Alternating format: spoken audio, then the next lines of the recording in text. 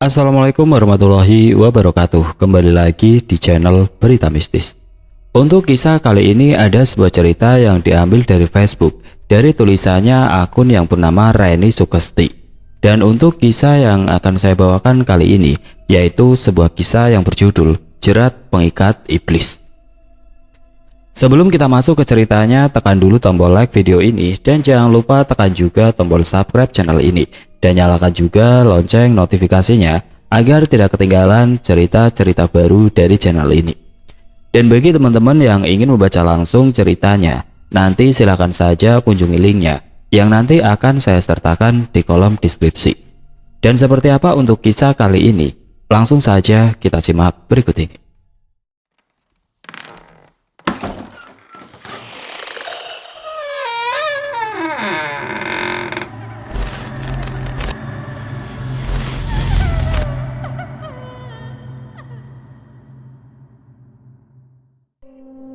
Bismillahirrohmanirrohim. Assalamualaikum. Saat manusia mulai tergoyahkan akal pikirnya, menundukkan wajahnya pada sang pemilik kebencian, saat itulah dirinya menjadi budak yang dialibikan sebagai persekutuan. Manusia diberi akal untuk berpikir, diberi kekuatan pada jasmaninya untuk bekerja, sedang kekuatan rohaninya untuk berpegang teguh pada akidah. Namun siapa sangka, di balik kekuatan yang dimiliki, terselip rasa putus asa yang berkecamuk hingga gugurlah benteng ideologi. Kisah ini terjadi di suatu desa yang mana elektronik dari masa modern sudah mulai berkembang. Orang-orang yang mengandalkan dukun sebagai acuan dikala mereka membutuhkan pertolongan sudah tergantikan oleh orang-orang yang mengenakan seragam. Seperti halnya Pak Sumardi, tetangga nenek dari ayahku itu adalah seorang pedagang sembako. Beliau bisa dikatakan pedagang yang sukses. Istri yang selalu mendukungnya juga anak-anak berbakti yang beliau miliki.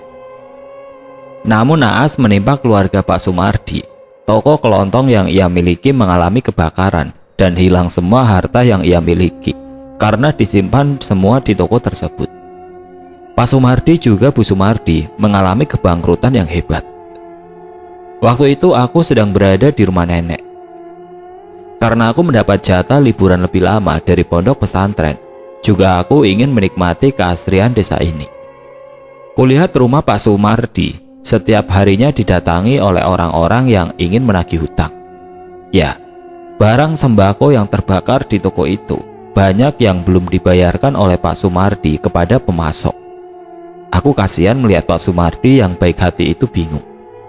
Beliau kebingungan saat menjawab kapan hutangnya akan dilunasi. "Nanda, kamu sedang apa?" sapa nenek yang berhasil mengejutkanku. Enggak nek, Pak Sumardi kasihan ya nek," ucapku. "Begitulah Nduk, hidup gak ada yang tahu. Kadang di bawah, kadang juga bisa naik di atas," kata nenek menasihatiku. Aku pun dan nenek berbincang-bincang tentang kehidupan yang tidak bisa dipahami, namun harus dijalani dengan hati yang ikhlas. Seminggu berlalu, orang-orang yang selalu datang ke rumah Pak Sumardi sepertinya sudah mulai jarang. Batinku mereka mungkin capek, atau mungkin hutangnya sudah dilunasi, atau mungkin, entahlah, sepertinya aku mulai kepo. Beberapa hari setelah itu, aku melihat Pak Sumardi mulai merintis lagi pekerjaannya. Beliau pergi pulang dari toko, sekarang menggunakan mobil. Entah mengapa aku mulai merasakan keanehan di keluarga itu. Dimulai dengan anak-anak Pak Sumardi yang dimasukkan ke pondok pesantren semuanya. Pak Sumardi mempunyai 4 orang anak. Anak pertama Sikri, kelas 1 SMA. Anak kedua Fikram, kelas 2 SMP. Anak ketiga Zilda, kelas 1 SMP. Dan yang terakhir Faza yang baru kelas 5 SD. Semuanya tiba-tiba dimasukkan ke pondok pesantren. Bu Sumardi yang biasanya tidak mengenakan hijab, sekarang suka mengenakan itu. Ditambah keanehan di setiap malam, yang suka ada suara lolongan anjing di sekitar rumahnya. Kulihat Bu Sumardi setiap hari semakin kurusan, sedang Pak Sumardi biasa saja. Aku sempat mengatakan keanehan-keanehan itu, namun nenek menyuruhku agar aku diam dan tidak membicarakannya kepada orang lain. Pagi ini aku kembali ke pondok pesantren karena masa liburanku telah usai. Masih teringat sesuatu yang Pak Sumardi berikan padaku sebelum aku berangkat. Malam itu Pak Sumardi memberikanku bungkusan dari kain selendang batik. Aku tidak berpikir untuk membukanya waktu itu. Dan baru teringat saat aku sudah berada di kamar pesantren. Kubuka bungkusan yang menurutku begitu aneh. Biasanya jika seseorang memberiku bingkisan, suka ditaruh ke dalam kantong kresek. Tapi bingkisan yang Pak Sumardi berikan ini beda dan tercium harum semerbak dari dalam. Sebuah kerudung putih beserta tasbih, itulah isi bungkusan itu. Namun entah mengapa aku tidak begitu suka dengan kedua benda tersebut. Sedang di sini aku begitu memerlukan benda itu. Akhirnya aku menyimpan kedua benda itu di laci keamanan kamar dan malah membeli benda yang sama di market pondok. Setengah tahun berlalu, pondok memasuki liburan akhir rusana untuk persiapan di bulan Ramadan. Aku segera memilih pulang kembali ke rumah nenek dibandingkan ke rumah orang tua. Seminggu sebelum memasuki bulan puasa, aku sudah pulang. Namun keadaan di desa ini begitu mencekam. Sehari berada di rumah nenek, aku merasa sangat berbeda. Tidak seperti dalam angan-anganku. Aku juga begitu kaget saat mendengar penuturan nenek tentang keluarga Pak Sumardi. Faza, anak Pak Sumardi yang dititipkan ke dalam salah satu pesantren, meninggal dengan tidak wajar. Menurut yang nenek dengar dari keluarga Pak Sumardi, Faza jatuh dari lantai 3 saat ia baru bangun dari tidurnya. Kamar Faza yang berada di lantai bawah sudah ramai dengan anak kamar, sehingga Faza naik ke atas untuk beristirahat. Naas tidak dapat terelakkan. Faza yang waktu itu belum sepenuhnya sadar dari tidurnya berjalan terhuyun-huyun dan menabrak besi pembatas sehingga terjatuh. Subuh yang kala itu sepi langsung ramai oleh peristiwa yang menimpa Faza. Malang tidak bisa dihindari. Faza seketika meninggal di tempat. Sesuatu yang membuatku bingung. Faza tidak ditemukan suatu luka apapun di tubuhnya setelah dibawa ke rumah sakit. Nenek yang kala itu menemani Ibu Sumardi saat pemakaman Faza berlangsung, merasakan keanehan saat berada di pemakaman. Angin yang tiba-tiba kencang, lalu disusul hujan disertai petir yang menggelegar, membuat kengerian di dalam hati siapa saja yang mengikuti acara pemakaman itu. Peristiwa itu terjadi sebulan setelah aku kembali ke pondok. Lalu setelah 2 bulan berlalu, Fikram tiba-tiba sakit dan harus dibawa ke rumah sakit karena pondok tidak dapat menanganinya. Fikram mengalami gatal-gatal di seluruh tubuhnya hingga ia tidak dapat berjalan. Tubuhnya penuh nanah di setiap luka. Bahkan yang lebih mengerikan, tubuhnya kurus kering. Aku yang baru mengetahui peristiwa ini meminta izin kepada nenek untuk menengok Fikram, sekaligus mengucapkan bela sungkawa. Nenek menyetujuinya dengan syarat aku tidak boleh memakan apapun dari rumah Pak Sumardi, dan jika diberikan sesuatu boleh menerimanya asal tidak digunakan. Aku sempat bingung dengan syarat yang diajukan nenek, tetapi aku tidak berani menentangnya. Aku berpamitan pada nenek dan melangkahkan kakiku menuju ke kediaman yang berada di dekat rumah nenekku ini. Assalamualaikum, salamku sambil mengetuk pintu. Hening, tidak ada sautan suara dari dalam. Netraku menangkap sesuatu yang aneh di dalam taman yang berada di depan rumah ini. Bunga kantil yang tertanam di dalam botol air, terdapat kelereng di dalamnya. Kuambil botol yang tidak seberapa besar itu, mengamati benda aneh di sela-sela kelereng. Cetar! Kudengar dari luar suara benda terjatuh, tanpa kuhiraukan aku berada di mana. Langsung saja kulangkahkan memasuki rumah di hadapanku ini. Kulihat Fikram tengah dalam posisi tiduran di lantai. Sedang pecahan piring berserakan di mana-mana. Astagfirullahaladzim, Fikram, ya Allah, teriakku. Kurangkul tangan anak malang ini dan segera kubaringkan di kasur tempat tidurnya. Sungguh memprihatinkan anak lelaki yang usianya sejajar dengan adikku ini. Sebelum aku masuk pondok, dia sering bermain di tempat nenek dan memintaku untuk menghafalkan juz amma. Selain itu, Vikram yang dulu bertubuh gempal juga sering menjahiliku.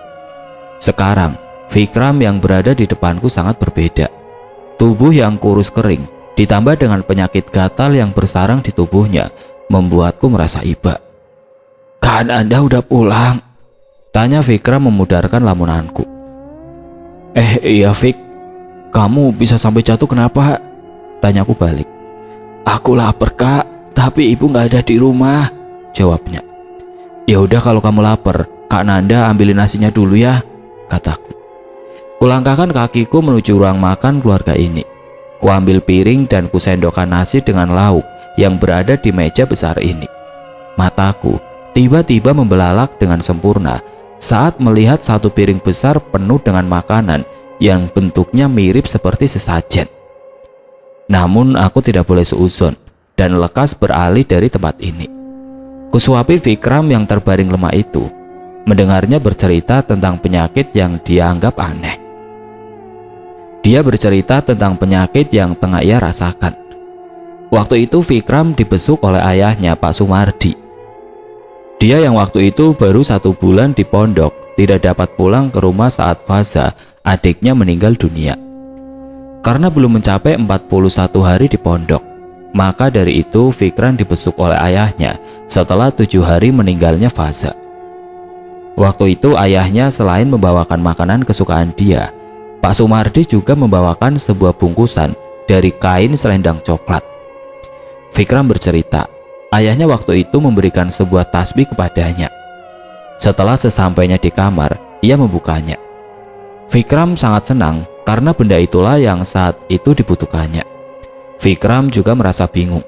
Kenapa ayahnya memberikan benda itu setelah beberapa saat yang lalu tasbih kepunyaannya tiba-tiba saja menghilang. Malamnya, saat akan mengaji, Vikram mengalungkan tasbih itu ke lehernya. Dan itu membuat teman-temannya merasa aneh dengan perilakunya. Vikram seperti terhipnotis agar tidak bisa jauh dari tasbih itu. 3 hari berlalu, Vikram mengalami demam hebat. Disusul mulai tumbuh benjolan gatal disertai nanah di dalamnya. Rasa panas di badannya membuat ia ingin terus menggaruk-garuk bagian yang gatal. Seminggu berlalu dan gatal itu semakin parah, hingga Vikram harus dirawat di rumah sakit. Berbagai macam obat hingga dokter yang terus berganti memeriksanya tidak dapat menanganinya. Karena putus asa, maka Pak Sumardi membawa Vikram pulang ke rumah dan merawatnya sendiri. Tidak terasa mata ini mengalirkan tetesan bening. Begitu memilukan nasib anak yang tengah aku suapi. Aku pun meminta izin pada Vikram untuk melihat tasbih yang diberikan oleh ayahnya. Vikram pun mengambil tasbih yang berada di bawah bantalnya dan memberikannya padaku. Ada Kak Nanda," suara seseorang perempuan mengagetkanku. Maaf Bu Sumardi, saya masuk tanpa izin dulu tadi," jawabku saat menengok ke arah suara tadi. Ternyata perempuan yang mengagetkanku adalah Bu Sumardi, pemilik rumah ini. Namun tunggu, di mana tasbih yang Vikram berikan padaku? Tasbih yang semula ada di genggamanku kini telah beralih di tangan Bu Sumardi yang hendak dimasukkan dalam saku gamisnya. Iya Bu, maaf saya tadi masuk ke rumah ini tanpa izin dulu dari Ibu," kataku asal-asalan. "Kak Nanda tadi bantuin aku Bu, saat tadi aku terjatuh," ucap Vikram. "Gak apa-apa kok Dek Nanda, justru Ibu yang harus berterima kasih, kamu sudah menolong anak Ibu," jawab Bu Sumardi. Bu Sumardi lalu meninggalkan aku dengan Vikram. Sepertinya beliau hendak pergi ke dapur. Terlihat dari belanjaan dapur yang beliau bawa menggunakan kantong kreseknya. "Kak Nan," Vikram memanggilku dengan berbisik. "Iya Vik, ada apa?" tanyaku berbisik pula. "Nanti kalau Ibu buatin Kak Nan minuman, Kak Nan jangan minum ya, jangan makan apapun di sini," ucapnya membuatku merasa kebingungan. "Kenapa emangnya Vik?" tanyaku penasaran. "Besok Kak Nan kesini lagi, nanti aku kasih tahu alasannya," jawab Vikram. Tak, omonganku berhenti saat Bu Sumardi datang. Kalian lagi ngobrol apa sih? Kok bisik-bisik gitu?" tanya Bu Sumardi. "Vikram masih lapar Bu," kataku berbohong. Bu Sumardi sepertinya percaya dengan kata-kataku. Beliau lalu ke dapur dan menyiapkan makanan lagi untuk Fikram. Sedang Fikram kembali mengingatkan aku agar tidak memakan apapun di rumah ini. "Assalamualaikum, Bapak pulang." Terdengar salam yang kurasa itu Pak Sumardi. "Waalaikumsalam," jawabku berbarengan dengan Fikram. "Loh, ada Dek Nan. Sudah lama, Dek?" tanya Pak Sumardi. "Sekitar 1 jaman, Pak," jawabku. Pak Sumardi lalu melirik gelas berisikan teh yang Bu Sumardi sajikan padaku. Beliau juga menyuruhku untuk meminumnya. Namun kutolak halus dengan dalih aku sedang puasa. Aku teringat akan ucapan nenek tentang laranganku untuk memakan apapun di rumah ini, yang dikuatkan lagi oleh perkataan Fikram sendiri. Setelah lama berbincang, aku pun pamit pulang. Kulihat ekspresi dari kedua orang tua itu tampak sangat dipaksakan untuk ramah padaku, seperti ada sesuatu yang disembunyikan oleh keduanya. Malam ini kurasakan suasana yang agak mencekam dari sebelumnya di rumah nenek ini. Sedari aku menjalankan sholat maghrib tadi sampai aku deres Quran dan menjalankan sholat isya, aku merasakan seperti akan ada yang terjadi di desa ini. Suara sirene mobil ambulan mengagetkanku. Segera ku copot mukenaku dan keluar dari kamar. Tidak kudapati nenek di rumah ini. Aku pun keluar rumah mencari nenek, sekaligus penasaran dengan adanya mobil ambulan. Mataku membelalak sempurna saat kulihat tubuh kurus kering tidak berdaya itu dimasukkan dalam mobil ambulan. Nenek yang kucari ternyata sudah berada di sela-sela warga yang penasaran juga. Kuhampiri nenek lalu mencari tahu ada apa gerangan. Namun nenek hanya meneteskan air mata. Setelah mobil ambulan itu pergi, warga kembali melanjutkan aktivitasnya dan pulang ke rumah masing-masing. Begitupun denganku dan nenek. Tidak ada sepatah kata yang keluar dari mulut nenek. Kita sama-sama shock dengan kejadian barusan. "Assalamualaikum warahmatullahi wabarakatuh. Innalillahi wa inna ilaihi rajiun." Kudengar suara Pak RW pukul 10 malam dari toa masjid setempat. "Innalillahi." Kusibakan selimutku mendengar kata-kata itu, lalu pergi keluar dari kamar. Setelah berada di ruang tamu, kulihat nenek telah mengganti pakaian tidurnya dengan gamis. "Telah berpulang ke sisi rahmatullah, Ananda Fikram Saputra bin Sumardi Saputra, pukul 9:15 di rumah sakit. Semoga amalnya diterima Sang Kuasa dan dilapangkan kuburnya. Wassalamualaikum warahmatullahi wabarakatuh." Lanjutan pemberitahuan dari Pak RW. Aku dan nenek hanya meneteskan air mata, tidak percaya dengan kejadian yang terjadi saat ini. Baru siang tadi aku bermain ke rumahnya dan ngobrol sejenak. Malam ini Fikran pergi dan tidak akan kembali lagi. Aku masih mengingat dengan baik Fikram ingin menceritakan sesuatu padaku, dan ternyata astagfirullahaladzim. Segera aku ganti piyamaku dengan gamis. Lalu aku bersama nenek pergi ke rumah Bu Sumardi untuk mengucapkan bela sungkawa, sekaligus membantu persiapan acara pengkuburan. Saat tiba di rumah Bu Sumardi, lagi-lagi pandanganku tertuju pada bunga dalam botol yang tadi siang aku pegang. "Assalamualaikum." Segera aku tepis rasa penasaranku dengan salam dan masuk ke rumah ini. "Waalaikumsalam," jawab ibu-ibu serempak yang sudah ada di tempat itu. Kulihat Bu Sumardi bersandar di ranjang almarhum Fikran, sedang jasad putranya berada di sampingnya dengan ditutupi kain tipis. Sungguh aku merasa sangat iba melihat pemandangan ini. Namun entah mengapa perasaan yang ganjil selalu saja muncul tiap kali berada di keluarga ini. Beberapa lelaki desa ini masuk ke kamar almarhum Fikram. Lalu dengan perlahan mereka mengangkat jenazah Fikran untuk dimandikan, yang sebelumnya telah mendapat mandat dari Pak Sumardi. Kebetulan sekali tadi sore Kak Fajar, kakak kelasku di pondok, berkunjung ke rumah nenekku. Dia sedang tur ziarah di makam beberapa waliullah dan melewati desa nenekku. Kak Fajar pun ikut merumat jenazah Fikran karena malam ini dia masih di desa ini dan menumpang istirahat di masjid setempat.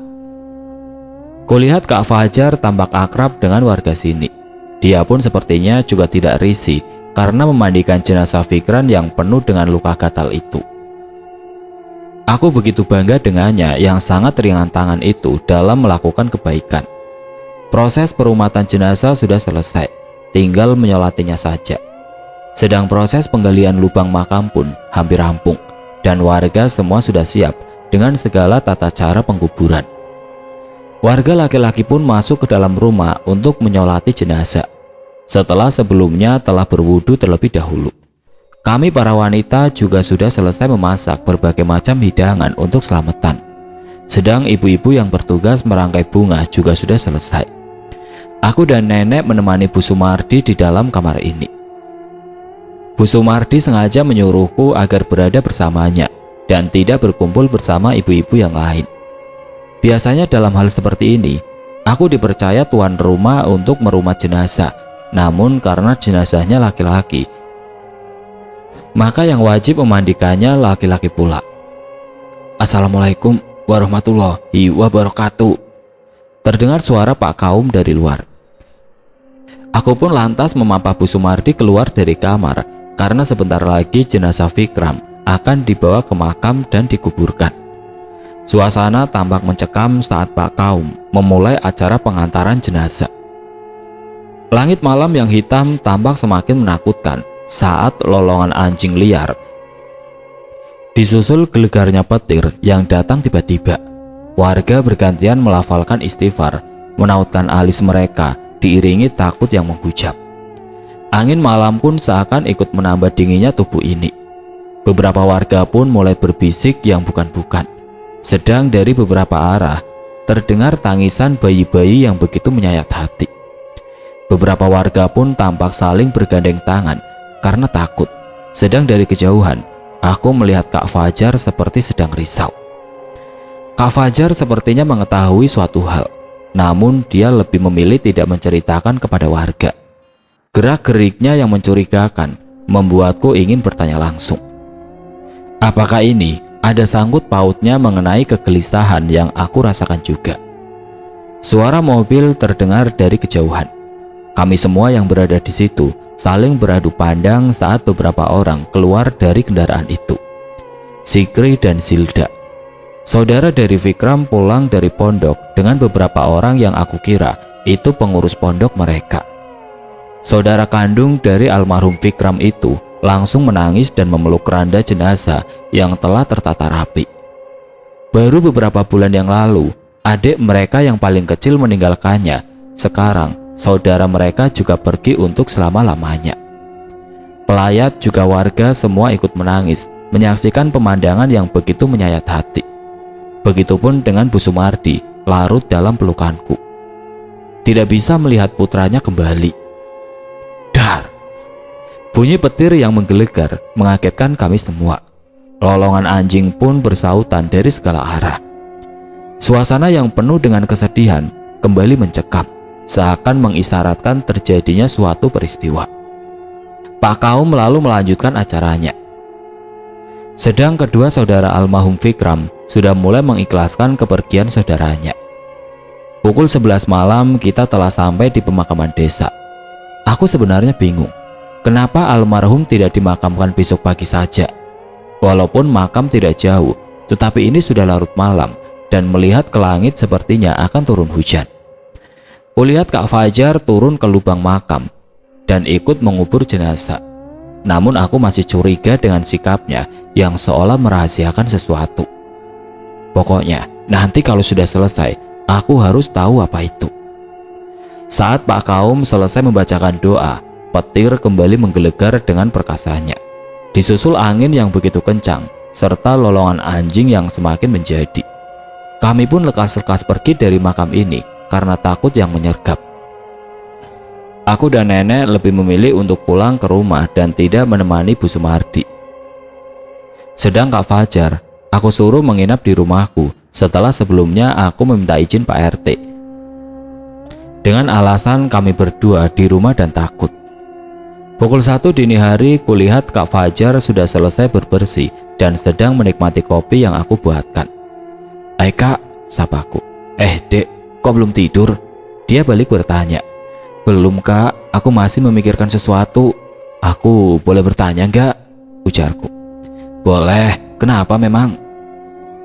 Aku pun lantas memberitahu tentang kegelisahan yang aku rasakan tentang kematian almarhum Vikram. Aku memberitahukan tentang sesuatu, bahwasanya almarhum Vikram ingin mengatakan padaku suatu rahasia hari ini. Kak Fajar diam sejenak, lalu menautkan alisnya. Dek, kamu ngerasa aneh nggak dengan keluarga Pak Sumardi? Tanya Kak Fajar. Memangnya kenapa kak? Apa ada yang kakak sembunyikan dari aku tentang kematian Vikram? Tanyaku penuh selidik. Ya dek, kamu benar banget. Almarhum meninggal dengan tidak wajar. Jelas Kak Fajar. Aku semakin melongo dengan ucapan Kak Fajar.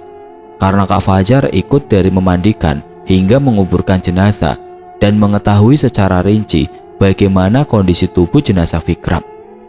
Aku semakin tidak bisa membendung air mata yang terus ingin keluar ini, mengingat tubuh kurus almarhum Vikram saat kemarin aku papa.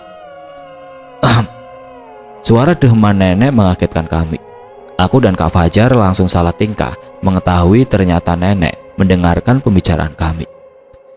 Kalian mau jadi detektif apa? Sok-sokan mau membongkar kasus, kata nenek seraya tersenyum penuh arti. Kami berdua lalu tertawa dengan perkataan nenek yang sedikit meledek kami. Aku pun lantas berbicara pada nenek mengenai kejadian kemarin, di mana waktu itu almarhum Vikram hendak memperlihatkanku tasbih, yang mana tasbih itu langsung diambil oleh Bu Sumardi. Nenek diam sejenak, lalu memilin-milin kepalanya yang sudah beruban. Tasbih seperti apa, Duk? Tanya nenek. Tasbih yang sekilas mirip punya aku, Nek, yang Pak Sumardi berikan dulu waktu aku berangkat ke pondok, Nek. Jawabku. Astagfirullahaladzim, seru nenek. Kenapa, Nek? Aku dan Kak Fajar berbarengan kaget. Di mana tasbih itu? Kamu belum menggunakannya kan? Tanya nenek. Belum kok, Nek. Kerudung yang diberikan juga belum ada pakai kok. Jawabku kebingungan. Nenek seperti mengetahui sesuatu. Terlihat dari cara beliau yang kaget sewaktu aku membahas tasbih. Kurasakan kegelisahan yang beliau rasakan, di mana rasa takut tiba-tiba terlihat pada beliau. Nenek pun masuk ke kamar. Setelah sebelumnya aku memberitahu bahwa dua benda yang Pak Sumardi berikan belum aku pakai dan masih tersimpan rapi di rak lemari pondok. Nenek juga berpesan agar besok aku diantar oleh Kak Fajar mengambil kedua benda itu secepatnya dari pondok. Dalam kebingungan, aku melihat Kak Fajar seperti mengetahui sesuatu. Keesokan paginya aku diantar Kak Fajar menuju pondok pesantren di mana aku menimba ilmu. Aku meminta izin sebelumnya pada Bu Sumardi karena tidak ikut membantu di rumah beliau. Saat aku naik ke sepeda yang Kak Fajar kendarai, kulihat dari kejauhan Pak Sumardi menatapku dengan tatapan aneh, tatapan yang seolah mengintimidasi. Kak Fajar melajukan sepedanya dan aku memikirkan tentang tatapan yang Pak Sumardi berikan padaku. Aku diam dan tidak memberitahukannya pada Kak Fajar. Aku takut mengganggu konsentrasinya. 2 jam berlalu, aku dan Kak Fajar diam membisu, padahal kami tengah berdua saat ini. Mungkin Kak Fajar canggung untuk berbicara padaku karena tidak ada yang menengahi kami. Tapi kan semalam juga kita berbicara berdua sebelum datangnya nenek. Setengah jam berlalu dan kini aku sudah tiba di pondok tempatku mengaji. Aku lalu masuk ke kamarku setelah sebelumnya aku meminta izin pada penjaga di pos keamanan pondok. Aku meninggalkan Kak Fajar karena tidak boleh membawa santri putra masuk ke pondokku. Ku ketuk pintu kamar dan setelah dibuka ternyata banyak temanku yang tidak pulang. Mereka lebih memilih liburan di sini karena ingin berkhidmat kepada Bu Nyai, sekalian bantu-bantu menjaga dan membersihkan area pondok. Jadi kalau santri lain yang pulang datang kembali ke pondok, pondok tentunya sudah bersih dan keamanannya terjaga oleh mereka yang tidak pulang. Assalamualaikum, aku mengucap salam. Waalaikumsalam, jawab mereka serentak. Mbak Nan, teriak adik kelas yang sudah kuanggap saudaraku. Aku pun lantas bersalaman dan berpelukan dengan mereka serta duduk-duduk santai di kamar ini. Kamar yang menjadi saksi perjuanganku menimba ilmu di pondok dengan penuh perjuangan. Aku pun lalu izin kepada pengurus kamar setelah cukup berbincang-bincang, yang mana pengurus itu diberi hak untuk memegang kunci keamanan. Kuputar gagang rak yang sudah tidak terkunci itu, lalu kubuka. Kuambil bungkusan kain jarik itu, lalu memasukkannya dalam kantong kresek. "Mbak Nanda, bisa duduk sebentar nggak?" Aku tersentak oleh sapaan Dek Fitri. Iya, boleh, kenapa?" jawabku sembari duduk di tengah-tengah mereka. "Mbak Nan ingat nggak tentang yang dulu itu, yang tiba-tiba keluar asap putih dari rak keamanan itu, yang asalnya dari bungkusan punya Mbak Nanda?" tanya Dek Santi sambil menunjukkan bola matanya ke bungkusan yang aku pegang. "Iya Dek, aku ingat. Kenapa?" tanyaku. "Kemarin itu terjadi lagi Mbak," jawab keenam temanku kompak. Aku lalu mengingat kejadian waktu itu. Saat itu aku dan teman seangkatanku baru saja selesai ngaji dan keluar dari kelas. Aku pun langsung pergi ke kamarku dan bersiap-siap untuk pergi ke dapur umum karena perutku sudah meronta-ronta. Selain itu juga karena waktu makan soreku sudah lewat. Setibanya aku sampai di kamarku, anak-anak dalam kamar yang berjumlah 29 itu sedang berkumpul dalam kamar.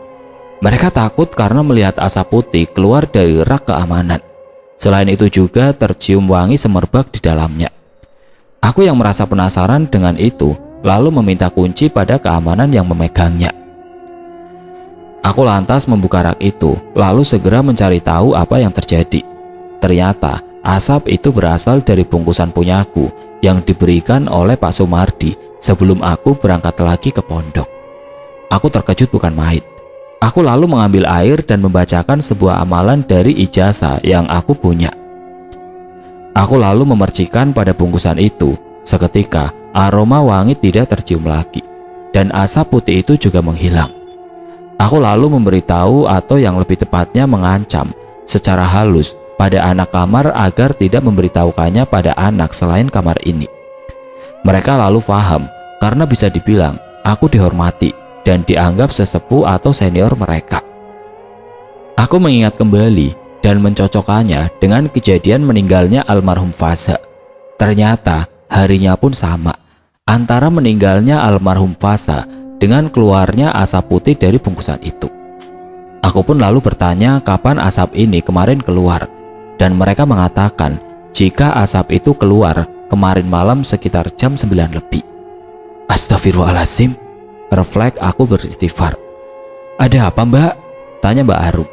Aku pun lantas berbicara pada mereka agar merahasiakan tentang kejadian kemarin yang mereka alami. Semua mau mengikuti apa yang aku perintahkan. Lalu aku berpamitan pada mereka untuk pulang. Setelah sebelumnya aku memberikan sedikit cemilan untuk mereka. Aku lalu menuju pos keamanan dan berpamitan pada penjaga yang membantu mengawasi dan menjaga pondok ini. Tidak lupa juga aku memberikan sedikit cemilan pada mereka agar tidak mengantuk. Kutengok ke kanan dan ke kiri. Kak Fajar sepertinya masih betah berlama-lama di Pondok Putra. Terbukti kita janjian untuk keluar pondok menjelang zuhur, tapi Kak Fajar belum juga terlihat batang hidungnya. Karena kesal, aku pun masuk ke musola pengurus pondok untuk melaksanakan kewajiban 4 rakaatku siang ini. Aku berwudu dulu di luar musola. Dan saat aku membuka pintu musola, begitu takjubnya aku melihat pemandangan yang begitu indah ini. Aku yang mengira Kak Fajar lupa padaku dan sengaja berlama-lama di Pondok Putra. Ternyata Kak Fajar sedang berwirid di tempat ini. Entah tiada angin tiada hujan, butiran bening ini mengalir dari pelupuk mata. Segera kuambil mengkena di lemari dan menjalankan sholatku. Kak Fajar mengimamiku. Dan tentunya aku makmum dalam sholat ini. Tidak butuh waktu lama, kita telah selesai menjalankan kewajiban dan segera pulang ke rumah. Kita sampai di rumah dengan selamat saat waktu menunjukkan pukul 2:30. Begitu sampai di rumah, aku dan Kak Fajar langsung ke ruang makan. Nenek yang melihat kami seperti orang kelaparan merasa bingung dan bertanya mengapa kami seperti itu. Nenek hanya tersenyum saat Kak Fajar memberitahu kalau kami tidak berhenti di perjalanan untuk makan. Sebab makanan nenek makanan yang paling lezat. Padahal Kak Fajar berbohong karena selain lebih hemat makan di rumah, juga Kak Fajar menghormatiku karena takut timbul fitnah. Malam harinya, aku, nenek, dan Kak Fajar pergi ke rumah Bu Sumardi. Kami bertiga ikut tahlilan di rumah beliau bersama warga yang lainnya. Saat aku berjauhan dengan nenek, kulihat Kak Fajar tengah dibisiki oleh nenek, dan sepertinya itu rahasia. Aku merasa nenek mengetahui sesuatu dan hanya ingin Kak Fajar yang mengetahuinya. Aku pun lalu berkumpul bersama ibu-ibu yang lain, mengikuti acara tahlilan sampai selesai. Belum juga kami selesai menikmati hidangan, terdengar suara jeritan Bu Sumardi dari arah belakang. Kami pun sontak berdiri dan bergegas menuju arah suara tersebut. Astagfirullahaladzim, ucap kami bersamaan. Innalillahi, timbal yang lainnya. Ya Allah, teriak jamaah tahlil laki-laki. Kami pun langsung merasakan ketakutan yang luar biasa melihat pemandangan mengerikan di depan kami. Ditambah angin yang tiba-tiba berhembus kencang, disusul suara lolongan anjing dan tangisan bayi di segala penjuru arah. Langit pun seakan ikut mencekamkan malam ini dengan gelegar petirnya dan hujan yang turun dengan derasnya. Bu Sumardi tengah duduk di lantai dengan tangis dan jerit yang begitu memilukan. Zilda, putri ketiga mereka, tergeletak di ujung tangga paling bawah. Dengan mulut yang menganga, kedua matanya melotot, juga darah yang bercipratan di lantai. Segera salah satu warga mengusulkan agar Zilda dibawa ke rumah sakit. Setengah jam kemudian, Zilda sudah berada di rumah sakit. Namun naas, nyawa Zilda tidak tertolong setelah mendapat pertolongan di sana. Aku dan nenek yang kebetulan menemani Bu Sumardi ke rumah sakit begitu merasa kasihan dengan keadaan Bu Sumardi saat itu. Setelah menyelesaikan administrasi juga surat-surat kematian, jenazah Zilda lalu dibawa pulang menggunakan mobil ambulan. Kami rombongan pengiring mobil jenazah disambut warga sesampainya di rumah duka. Warga masih di rumah duka, padahal waktu menunjukkan pukul 11:30 malam.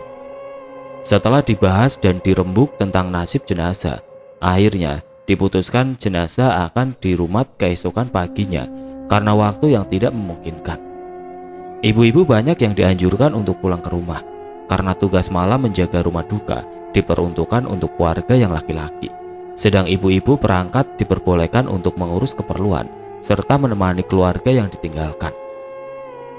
Aku dan nenek memilih untuk pulang karena kondisi nenek sudah tua.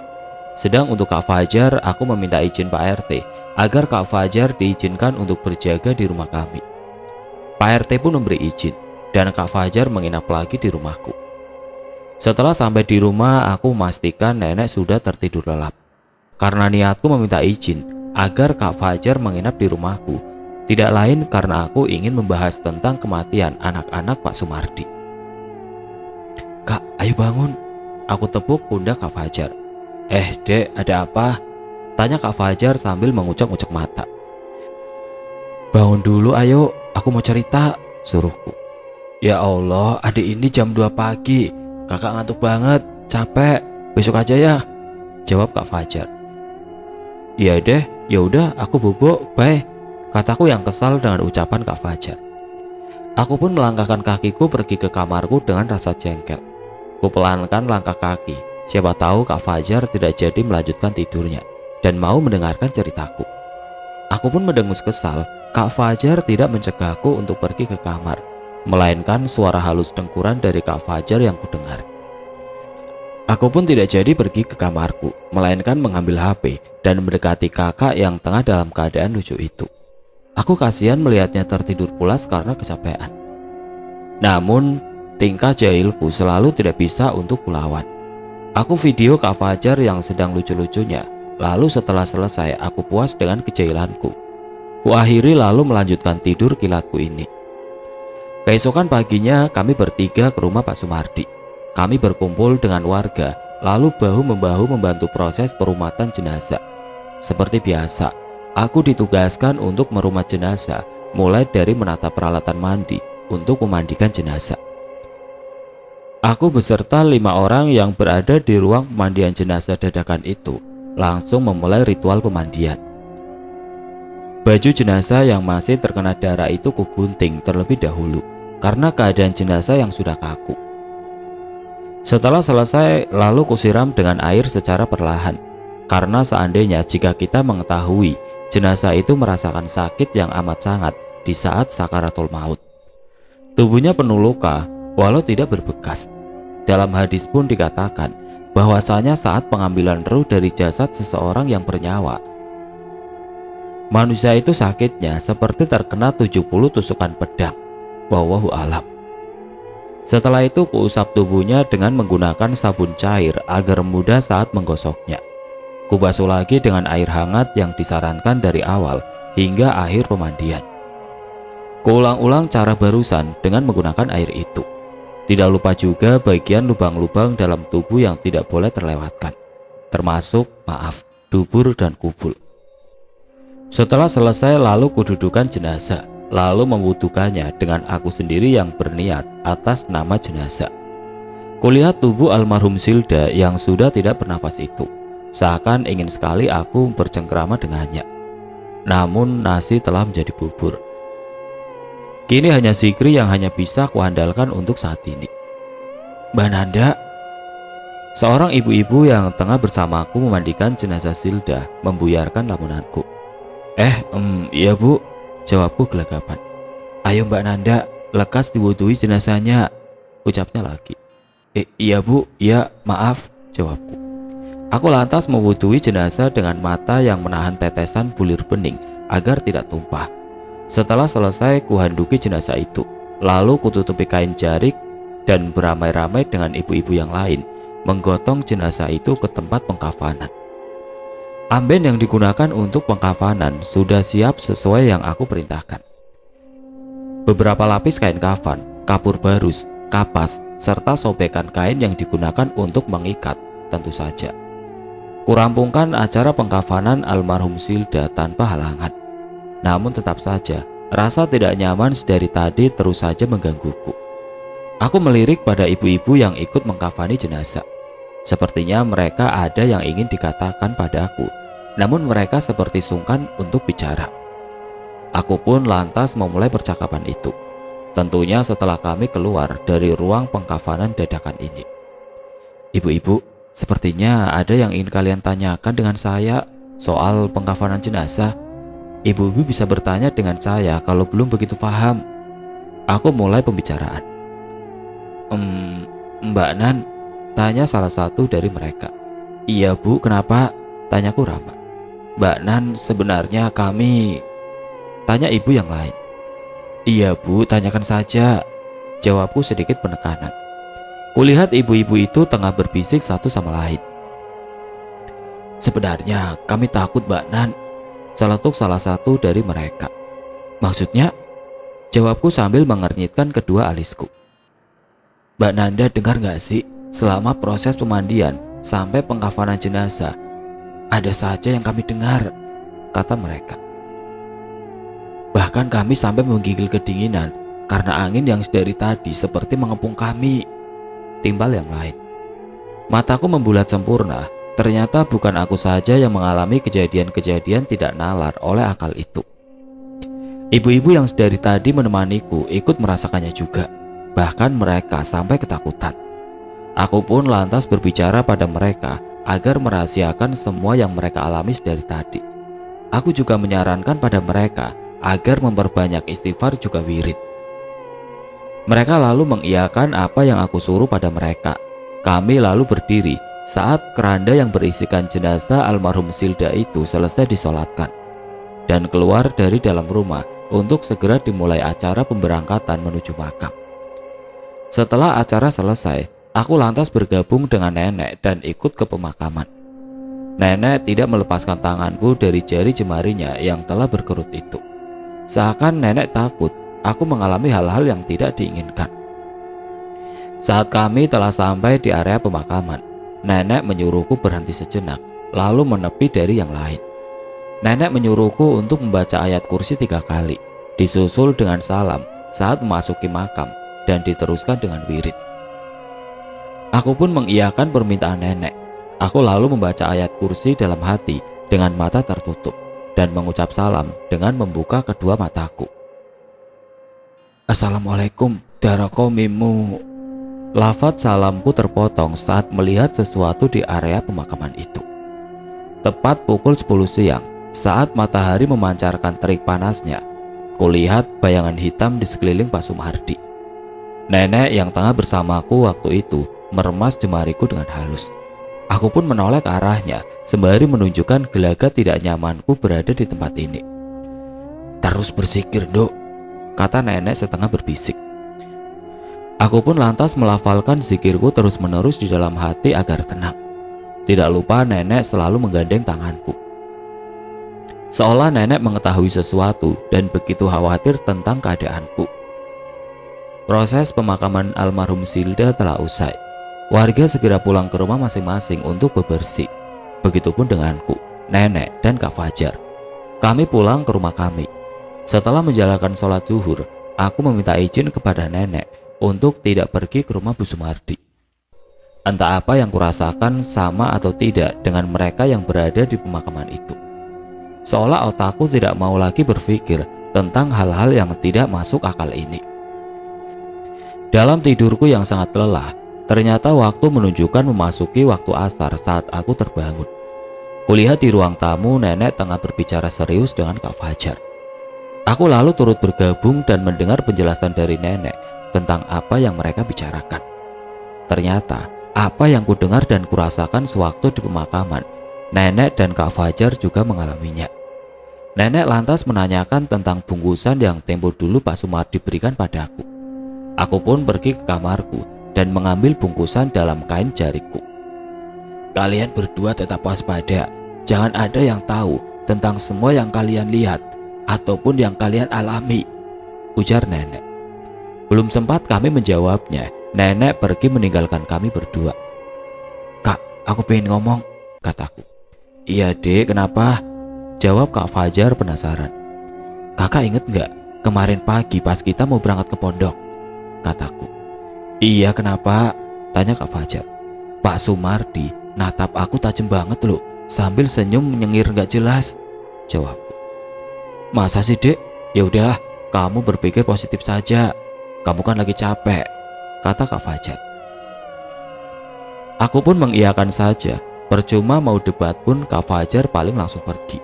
Kalau tidak ya nyelimur ke topik pembahasan yang lain. Rasa curigaku mungkin sama dengan yang dirasakan oleh warga sini. Baru saja tadi siang almarhum Silda dikebumikan. Zikri, anak tertua Pak Sumardi, mengalami kecelakaan hebat saat menjelang maghrib. Yang kudengar dari warga yang ikut membantu di rumah duka, waktu itu minuman gelasan habis dan Zikri sendiri yang berangkat menuju pasar. Zikri sebelum berangkat sudah dinasehati agar membeli minuman itu selepas maghrib saja. Namun Zikri menolaknya. Zikri berpikir waktu sandekolo itu hanya waktu biasa saja dan tidak mau mendengarkan nasihat dari orang-orang. Akhirnya Zikri berangkat dengan menggunakan sepeda motor yang baru sebulan lalu dibelikan oleh bapaknya. Dan baru saja 10 menit dari keberangkatannya, Zikri mengalami kecelakaan naas itu. Warga yang tengah menanti jenazah Zikri di rumah Pak Sumardi kini berbicara yang tidak-tidak, mulai dari isu pesugihan hingga yang lainnya. Kulihat raut wajah kekhawatiran pada nenek, namun aku tidak berani untuk menanyakannya pada beliau. Kak Fajar pun yang dari tadi bergabung bersama bapak-bapak yang lain tidak lepas memandangku dari kejauhan. Aku seperti merasakan sedang tidak dalam posisi baik-baik saja. Entah apa yang akan terjadi padaku, namun dalam hati ini lafaz wirid tidak pernah putus. 1 jam berlalu dari jenazah almarhum Zikri sampai di rumah duka. Kami di sini sudah mempersiapkan segala keperluan untuk perumatan almarhum Zikri. Begitupun dengan pemakamannya. "Nanda," nenek memanggilku dari kejauhan. "Iya nek, ada apa nek?" jawabku. Kulihat nenek begitu mencemaskanku. Mata sayu nenek seperti menggambarkan kekhawatiran yang begitu membuatku sedih. Nenek kenapa? Katakan apa yang membuat nenek seperti ini?" tanyaku cemas. Nenek masih saja diam. Hanya tatapan cemas yang selalu kurasakan sedari tadi. "Dek," Kak Fajar mengagetkanku. "Iya kak, sebenarnya ini kenapa?" tanyaku penasaran. "Kita pulang ke rumah dulu," perintah nenek pada kami. Aku dan Kak Fajar mengiyakan dan membuntuti nenek menuju rumahku. Aku, nenek, dan Kak Fajar tidak mengikuti proses perumatan jenazah almarhum Zikri. Aku di rumah atas permintaan nenek yang sepertinya Kak Fajar sudah mengetahui sesuatu. Aku duduk di ruang makan bersama Kak Fajar, sedang nenek masuk ke kamarnya untuk mengambil sesuatu. Bungkusan itu kenapa, Nek? Tanyaku setelah nenek bergabung bersama kami. Kamu sudah memakai benda yang ada di dalam sini, Dok? Tanya nenek. Belum pernah, Nek. Memang ada apa tentang benda-benda itu, Nek? Tanyaku balik. Alhamdulillah. Nenek dan Kak Fajar bersamaan melafalkan kalimat tahmid. Kulihat raut wajah kecemasan dari mereka berdua menghilang, lalu disusul senyum yang merekah dan hamburan pelukan hangat dari nenek. Nenek kok nangis? Kenapa, Nek? Tanyaku dalam pelukannya. Nenek sayang kamu, Dek, ucap Kak Fajar tengah menangis. Aku sangat bingung dengan keadaan ini. Aku ingin menanyakan tentang apa yang sebenarnya terjadi, namun nenek segera merenggangkan pelukannya dan mengajak kami untuk kembali ke rumah Bu Sumardi dan mengikuti proses pemakaman. Saat kami sudah berada di rumah Bu Sumardi, jenazah sudah berada di keranda dan siap untuk diberangkatkan ke pemakaman.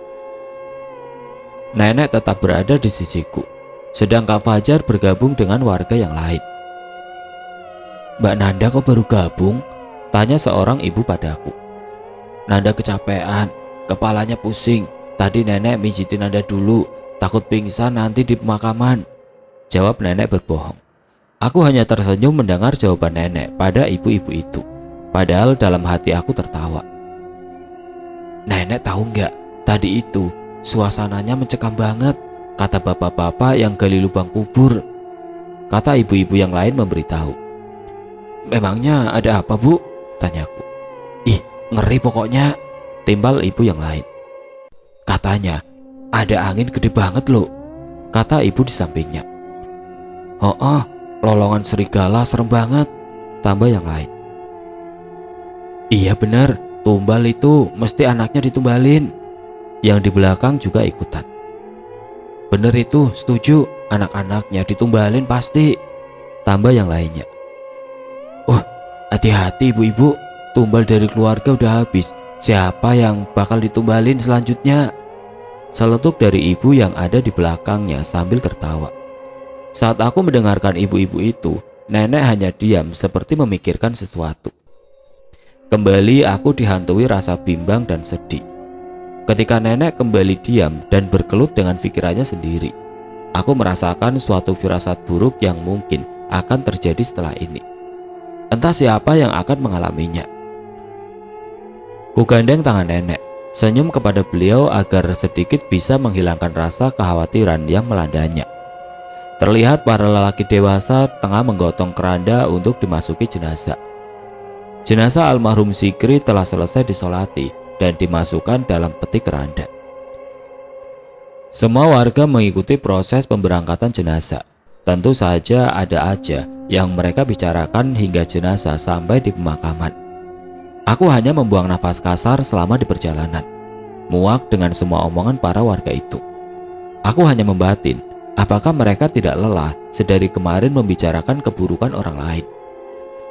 Padahal mereka, begitupun denganku juga, mempunyai keburukan tersendiri. Kami akhirnya sampai di pemakaman tepat pukul 10 malam. Di area ini tambak begitu mencekam dan membuat takut siapa saja yang ikut ke sini. Begitupun denganku dan nenek. Sedari tadi nenek menggenggam erat tanganku. Kami yang berada di tempat ini tidak lagi bersuara seperti di jalan tadi. Semua tampak diam dan saling berpegangan. Suara lolongan anjing kembali terdengar sayup-sayup di telinga kami, disusul dengan pijaran kilatan petir. Pak Kaum pun mempercepat prosesi pentalkinan jenazah. Takut terjadi hal-hal aneh seperti saat pemakaman almarhum ketiga anak Bu Sumardi yang lain. Saat jenazah hendak dimasukkan dalam liang lahat, tiba-tiba angin berembus dengan kencangnya, disusul suara petir yang menggelegar. Kejadian itu membuat bapak-bapak yang menggotong jenazah dari peti dan hendak diberikan kepada bapak-bapak di liang lahat kaget, sehingga tanpa sengaja jenazah jatuh di depan warga. Wah, teriak warga. Astagfirullahaladzim. Kata itu muncul setelah melihat wajah almarhum Zikri. Saat jenazah almarhum Zikri jatuh, tidak sengaja mungkin ada bapak-bapak yang tengah memegang tali kafan bagian atas, sehingga tali itu lepas dari ikatannya dan membuat wajah jenazah terlihat. Semua warga yang berada di situ kaget dan sangat ketakutan. Pak Kaum akhirnya menyuruh para pengubur jenazah agar segera mempercepat proses pemakaman. Sedang kami para perempuan disuruh untuk pulang saja ke rumah kami masing-masing. Ih, ngeri banget ya Bu. Salah seorang ibu-ibu berbicara. Iya, semua anak-anaknya Pak Sumardi nasibnya gitu amat ya, jawab yang lain. Matinya pada nggak wajar semua, timbal yang lain. Menurut aku sih itu pesugihan, anak-anaknya yang ditumbalin. Ibu yang lain ikut menimbrung. Pasti banget, anaknya ditumbalin biar kaya orang tuanya, celetuk lainnya. Masa sih Bu? Biasanya kan tumbal itu cuma satu orang, tanya yang lain. Iya ya, kok yang ditumbalin banyak banget ya, tanya lagi ibu yang lain.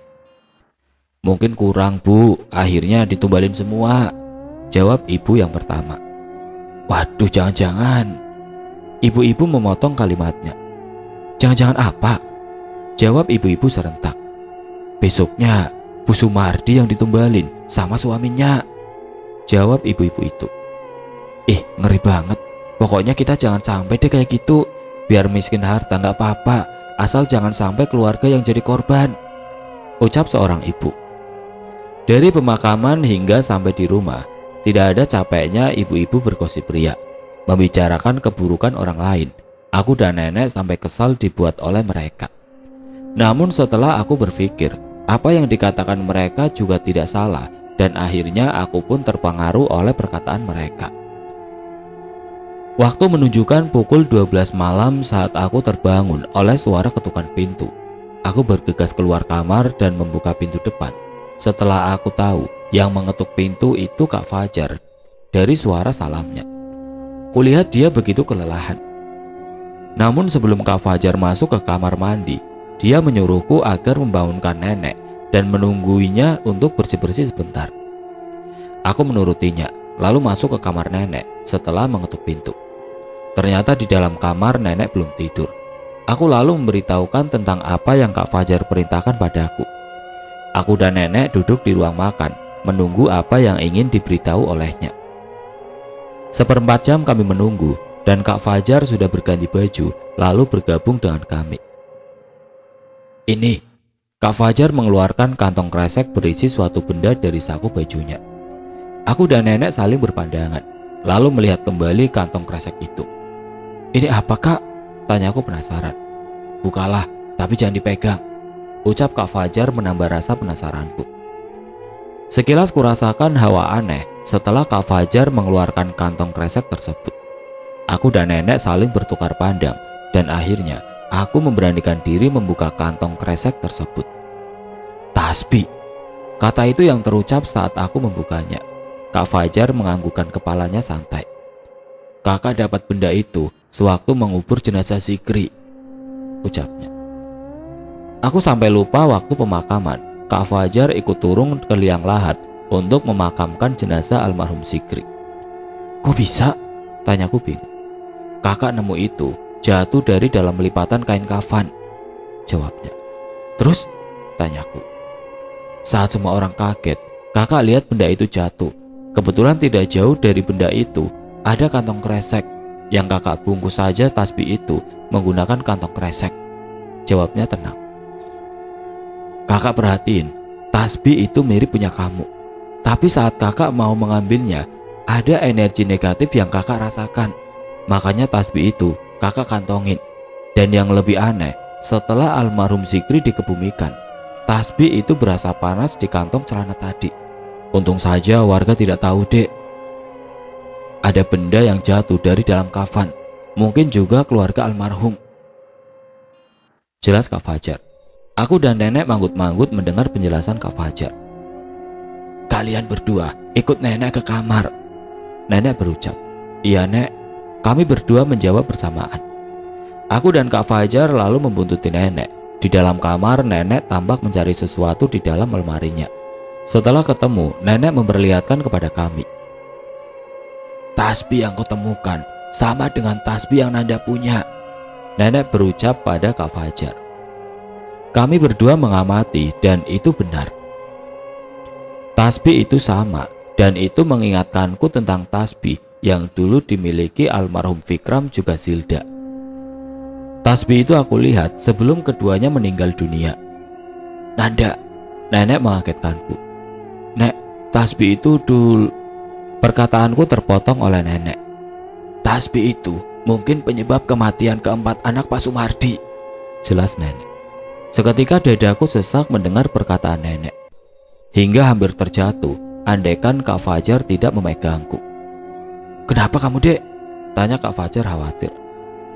"Nek, apakah korbannya selanjutnya aku, Nek?" tanyaku penuh cemas. Nenek tidak menjawab pertanyaanku dan lebih memilih memelukku dengan kasih sayangnya. Kulihat Kak Fajar juga menitikkan air mata sama dengan nenek. Aku terdiam cukup lama di pelukan nenek hingga sebuah panggilan telepon terdengar. Kurai benda itu dari saku kantong gamisku. Vika, nama yang tertera di layar benda pipi milikku. "Assalamualaikum," salamku setelah menggeser gambar berwarna hijau. "Waalaikumsalam. Nan, nanti agak siang kita ketemuan yuk. Aku lagi ada di kawasan tempat tinggal nenekmu," jawabnya di seberang. "Oke, nanti share ya tempat dan waktunya," kataku seketika. Aku pun mengakhiri obrolan kami. Nenek dan Kak Fajar sampai lupa aku kacangin sedari tadi aku menelpon. Aku pun lalu meminta izin pada nenek ketemuan dengan sahabatku di pondok itu. Nenek memberikan izinnya. Aku dan Kak Fajar lalu pamit untuk istirahat karena masih malam. Pukul 9:15, Vika memberitahu tempat nanti ketemuan. Tempatnya tidak terlalu jauh, hanya 3 kilometer dari desa nenek. Aku pun lekas mandi dan bersiap-siap karena kita ketemuan jam 10:30 siang. "Nek, Nanda berangkat ya," izinku pada nenek setelah rapi. "Loh, Nak Fajar belum pulang dari rumah Pak Sumardi, Dok," kata nenek. "Nanda pesan ojek online aja, Nek. Tempatnya kita ketemuan juga deket kok," ucapku. Nenek khawatir, namun sebisa mungkin aku mencoba meyakinkan beliau bahwasanya cucunya ini bisa menjaga dirinya. Nenek pun mengizinkanku. Aku pamit pergi setelah memberitahu alamat aku dan Vika ketemuan. Ojek online yang aku pesan telah datang. Setelah aku selesai menggunakan helm, kita lalu berangkat. Nenek kembali masuk ke rumah dan tidak ikut membantu ibu-ibu di rumah Pak Sumardi. Cerita kali ini diceritakan dari sudut pandang nenek. Setelah cucuku pergi bertemu dengan temannya, tidak henti-hentinya aku lafalkan zikir untuknya. Kulangkahkan kakiku yang sering sakit ini menuju kamarku. Ku ambil benda penyebab malapetaka ini. Aku yang sudah tua ini sangat tahu betul apa yang keluarga Sumardi lakukan. Namun mengapa mereka juga mengincar cucuku? Flashback ke masa lalu. Waktu itu sebelum Nanda pergi ke pondok lagi, kulihat Sumardi mengintai rumahku malam-malam. Aku yang hendak menuntaskan hajatku melihat Sumardi menggali tanah di depan jendela kamar tidur cucuku. Aku membiarkan itu karena aku pikir dia mengubur bangkai tikus. Rumah yang aku tinggali ini memang masih ada tikus yang berkeliaran. Makanya kami sering meracuni tikus itu agar tidak mengganggu. Saat Nanda akan kembali berangkat ke pondok, kulihat Sumardi memberikan benda yang dibungkus kain jarik pada cucuku itu diam-diam.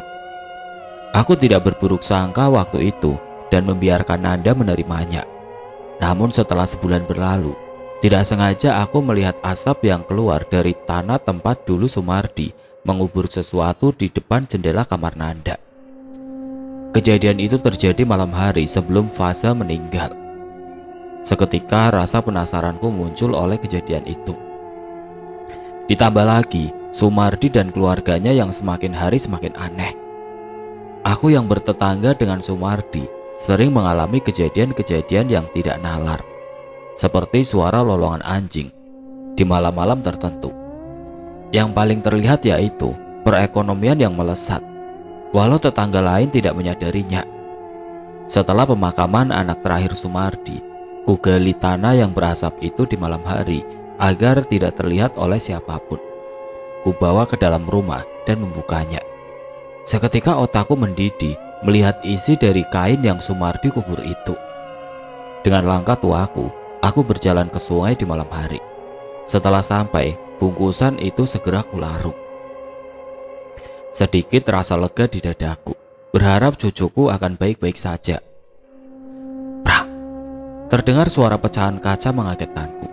Segera kusimpan kembali benda ini, lalu pergi ke arah benda yang tadi pecah. Astagfirullahaladzim. Kulafalkan istighfar setelah mengetahui foto Nanda dalam figura terjatuh. Dadaku terasa sesak. Apa yang terjadi pada cucuku? Segera aku melangkah menuju teras depan mencari Fajar agar menyusul cucuku di luar sana. Nek, teriak Fajar dari kejauhan. Nah Fajar, lekas kamu susul Nanda. Nenek tidak tenang nak, ucapku sembari memohon. Iya nek, aku juga seperti merasakan Nanda sedang tidak baik-baik saja, jawab Fajar. Tanpa mengganti pakaiannya, Fajar lekas membawa keluar motor dari bagasi samping dan pergi dengan sedikit tergesa-gesa. Aku sangat mengkhawatirkan keadaan cucuku itu, hingga tubuh tua ini tidak sanggup dan jatuh tersungkur ke lantai. Nah Jumila, teriak orang-orang yang berada di rumah Sumardi saat melihatku pingsan. Aku hanya bisa menangis saat mulai sadar. Orang-orang yang tengah mengelilingiku di ranjang kamarku ikut menangis pula. Aku tidak sanggup saat mendapati kabar bahwa cucuku mengalami kecelakaan. Air mata ini begitu panas saat melihat orang terkutuk ada di hadapanku. Ya, siapa lagi kalau bukan Sumardi, manusia jahat yang ingin menumbalkan juga cucuku demi kemuliaan semuanya. Aku ingin sekali membentak orang yang paling aku benci untuk saat ini. Namun aku tidak boleh gegabah. Cucuku masih hidup, walau aku belum tahu bagaimana keadaannya sekarang. Dan bisa jadi fatal jika aku menghardik orang itu saat ini. Setelah membaik, aku diantar oleh Pak RT setempat juga Fajar menemui cucuku di rumah sakit. Aku sengaja tidak memberitahu anak sulungku, yakni ayah dan ibunya Nanda, karena Nanda dalam pengawasanku dan menjadi tanggung jawabku. Kulihat tubuh yang penuh luka itu terbaring tidak sadarkan diri. Kuusap lembut kening itu lalu menciumnya. Nek, tampak wajah Ayu itu memanggilku. Dok, air mataku luruh menyambutnya. Tampak sangat lemas keadaan cucuku ini. Hatiku bagai terkoyak melihatnya. Namun segera kuhembuskan nafas berat saat melihat sesuatu benda yang begitu memuakan berada di tas punya Nanda. Ya, di dalam tas milik cucuku itu tidak sengaja kulihat benda yang begitu membuatku jengkel. Kurai tas milik Nanda dan memberikannya pada Fajar. Di sisi lain, saat aku memberikan tas itu di luar kamar, kulihat Sumardi tengah kesal di lorong rumah sakit ini. Terlihat dari wajahnya yang ditekuk, aku berpikir mungkin Sumardi sudah tahu kalau cucuku selamat dan lepas dari genggamannya. Aku pun lalu masuk ke dalam kamar dan berbincang dengan pengendara ojol yang diorder oleh Nanda. Aku bingung sekali dengan pengendara ojol ini. Dia sama sekali tidak terluka, bahkan keadaannya sehat walafiat. Berbeda dengan cucuku yang penuh dengan luka. Namun beribu syukur aku ucapkan karena cucuku masih bisa bersamaku. 2 hari berlalu dan cucuku bisa dibawa pulang. Aku sangat senang dan berniat akan mengadakan syukuran kepulangan cucuku tersayang. Sehari sebelumnya, aku berbicara serius dengan Fajar. Kami berdua sama kagetnya saat melihat tasbih dalam tas Nanda. Aku dan Fajar tahu kalau itu tasbih lain yang mungkin Sumardi punya, karena kedua tasbih yang dulu itu masih kusimpan rapi di lemari pakaianku.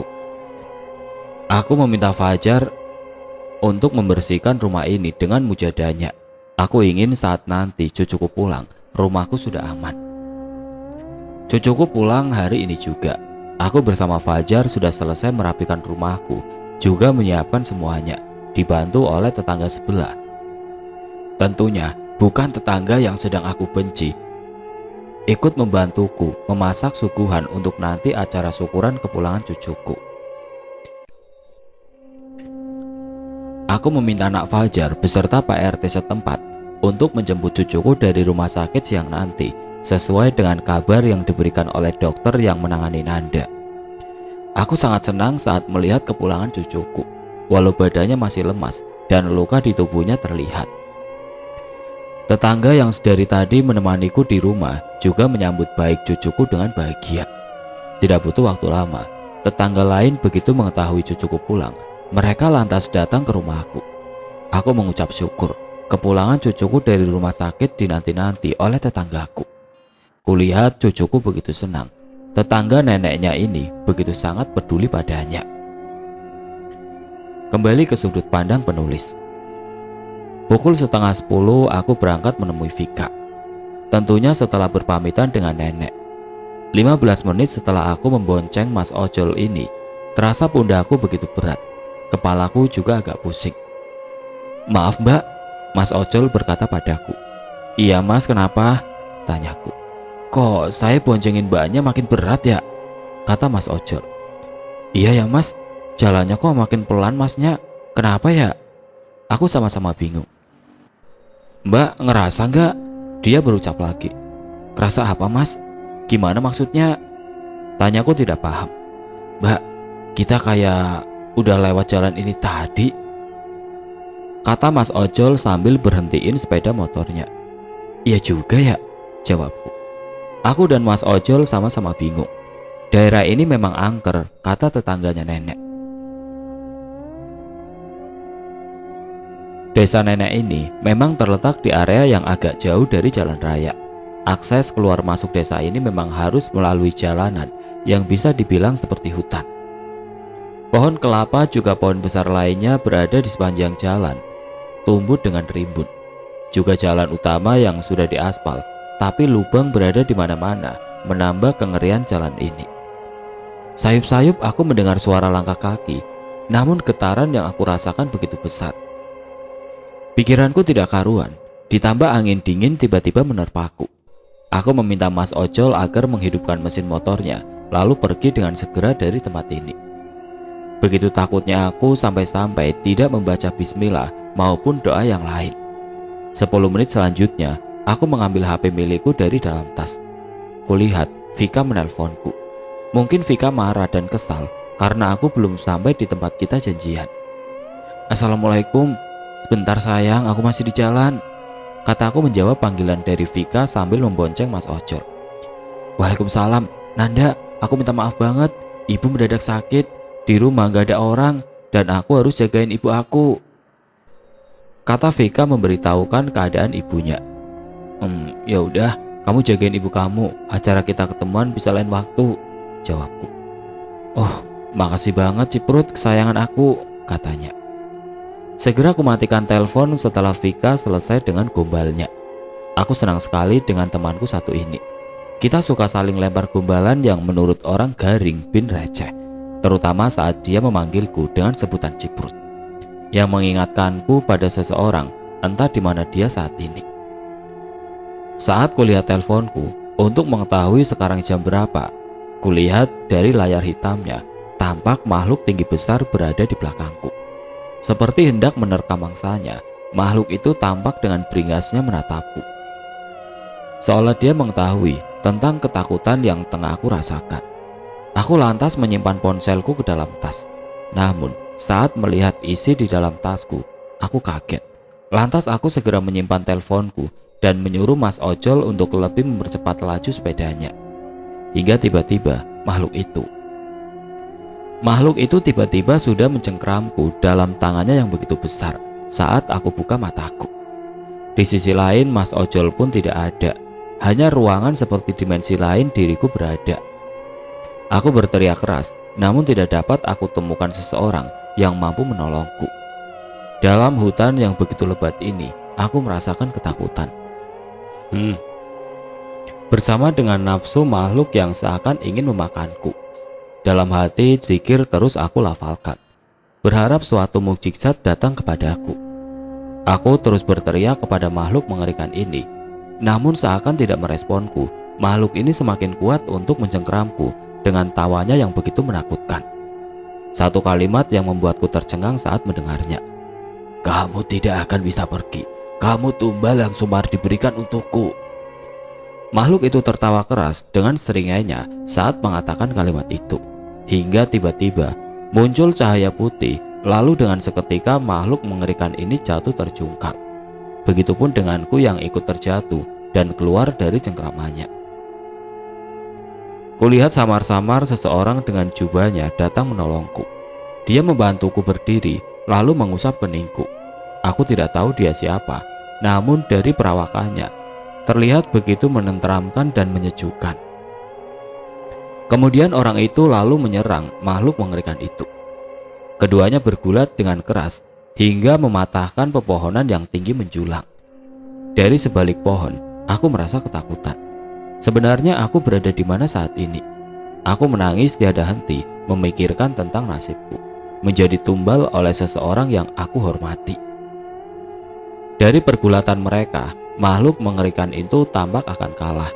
Orang yang berjubah itu melancarkan serangan demi serangan kepada makhluk mengerikan itu. Hingga akhirnya makhluk itu pergi dan lenyap setelah tidak bisa menghadapi lagi serangan yang diberikan orang berjubah. Aku keluar dari persembunyianku, berharap orang itu mau menolongku dan mengeluarkanku dari tempat mengerikan ini. Duk, kamu tidak apa-apa, tidak usah khawatir. Aku selalu ada di dalam dirimu. Setiap ada masalah yang datang, aku akan menjagamu. Leluhurmu yang menyuruhku untuk menjagamu, dan saya menjalaninya. Tetaplah kamu berwirid. Kuatkanlah imanmu. Jangan sampai kamu melupakan kewajibanmu kepada Zat yang menciptakan. Kemuliaanmu itu tergantung dari bersihnya dirimu. Jangan pernah untuk membenci orang yang berbuat tidak baik padamu. Jadilah manusia yang berbudi baik, kata orang itu padaku.